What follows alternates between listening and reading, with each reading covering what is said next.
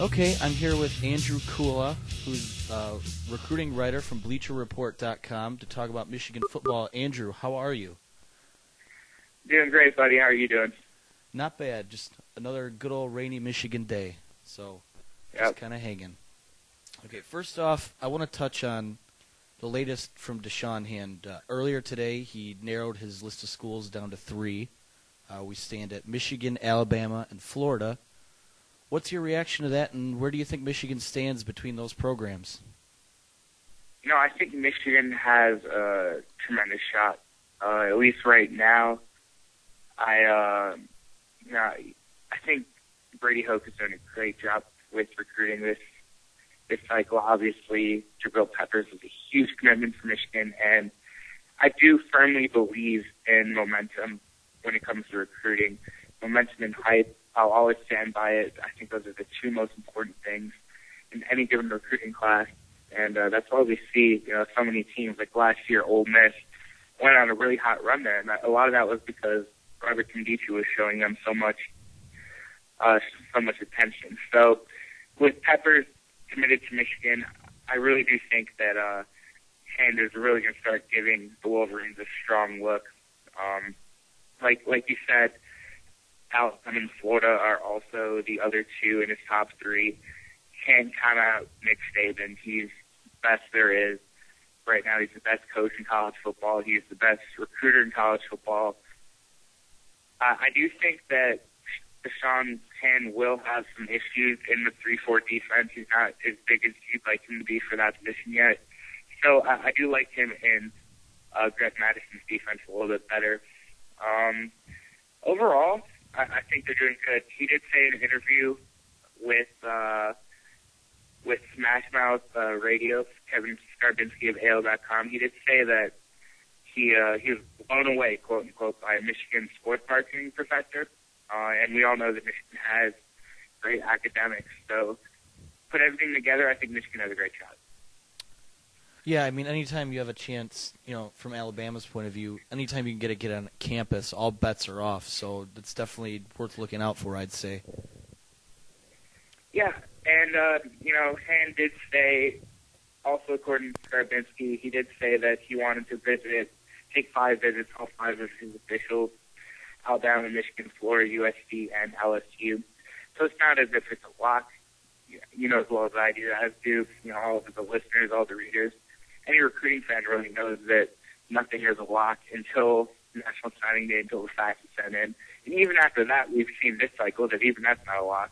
So it's hard to predict anything right now, but Michigan looks good.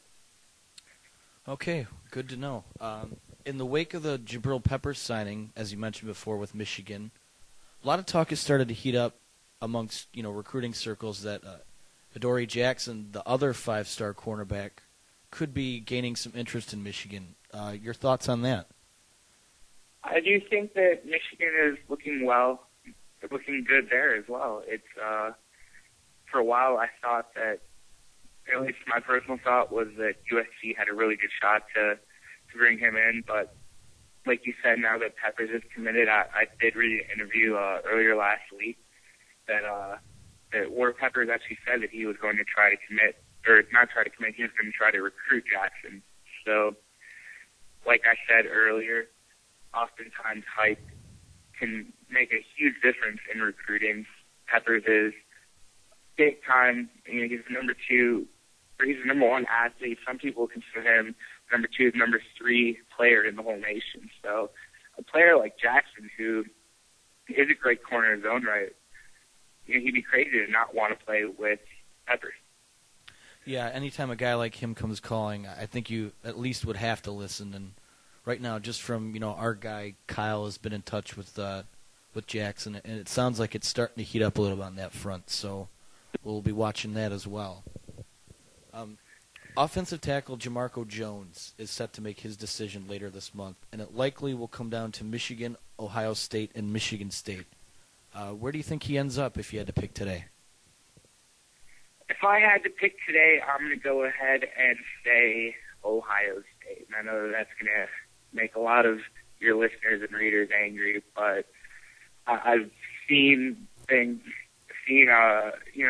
little tidbits of information out there. A lot of people think that's where he's leaning. I did just recently read an interview that said that lean is not official in any way, that he's still looking at other, Michigan, Michigan State. It just kind of makes a little bit more sense, and that's not a knock against Michigan. Michigan has a great recruiting class. Michigan, and specifically Michigan's offensive line in the past 2 years has been very strong. So I think Jones may eventually find a little bit more opportunity at Ohio State. You never know, though.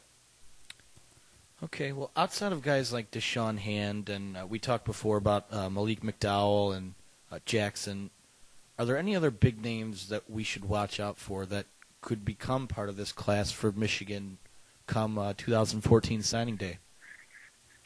Yeah, it's still early, and I think once the season rolls around, we're going to start to have a better idea of, exactly who's looking where, and specifically once those games start to be played, that's where we're really going to start separating, the real recruiting contenders from the quote-unquote contenders. McDowell, like you said, we talked about him. I think he's I just don't see him not going with Michigan. Another guy that it looks like a big-time option, a recruit that Michigan will definitely try to go after is Parker Westphal out of Bolingbrook, Illinois. Right now I'm looking at his 24/7 interest list. Michigan and Vanderbilt are two warm interests, and if it came down to Michigan and Vanderbilt, I think that Michigan would have the edge there. He's the number 14 cornerback in the nation, according to the 24/7 composite. So he'd be a big pickup. If not Adoree Jackson, I think Westfall would be just as good as a pickup. So overall, Michigan's looking at it would be an easy prediction to say top 5, and I think Hoke has what it takes to bring this class to number 1. Now, you talk about Westphal, and do you think his decision could be affected by, guys like Jackson, and then Juju Smith is kind of in the mix for Michigan as well? Do you think that could speed up his decision at all? Definitely. Like you said, it depends on the timetable for these other elite recruits. Recruiting it's an interesting field in terms of, yes, one elite recruit tends to draw another, but if you start getting a bunch of big-time recruits at the same position, in my opinion, that can be a hindrance to other recruits. Right. I mean, you have to think about it this way. These guys are used to being the guy in their high schools. Maybe there's one other player that's getting the attention that they do. So, right. Oftentimes if you get a bunch of people specifically in one position, now that recruit may tend to look elsewhere. So it will be interesting to see how those, how the dots connect as far as cornerback's concerned. But Michigan's looking good there. Okay, lastly, Michigan and Ohio State are obviously right now the two biggest names in Big Ten recruiting. But are there any other programs making, somewhat of a big splash that our listeners may not be aware of?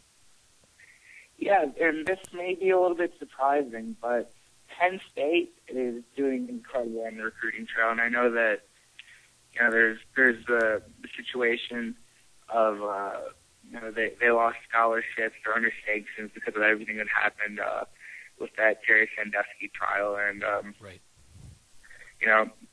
That said, they're still doing very good. They're at 11 commitments, right? Or not 11 commitments. Excuse me. Oh, they are at 11 commitments. I can reconfirm that. And right now they're ranked number 3 in the Big Ten according to the 24/7 composite.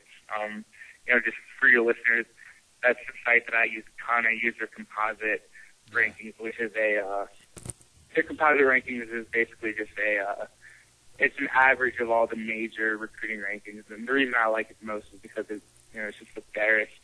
So in regards to Penn State, they're ranked number 3 in the Big Ten right now, 18 nationally. Bill O'Brien's doing an incredible job. They got quarterback Michael O'Connor, who just committed there recently. He's the number 12 player in the country, I believe. Not player, number 12 quarterback in the country. DeAndre Tompkins, who's a 4-star athlete. Chris Goodwin, a 4-star. 4-star wide receivers. So their class looks good, and it's especially impressive considering the situations that O'Brien and his staff are recruiting under. Right, and a lot of people don't realize this, but they were in the mix for Jabril Peppers at the end too, and I just think that speaks to the character of the coach and getting these kids to buy into what he's doing over there. It's incredible. Yeah, Penn State really came under a lot of fire, and there's tons of different schools of thought. Was it justifiable? The sanctions they came under, was it too harsh? Was it not harsh enough? Obviously, the situation with Sandusky was horrible. I do think Penn State will be fine eventually, though. They're a big program. They're still a big-name program.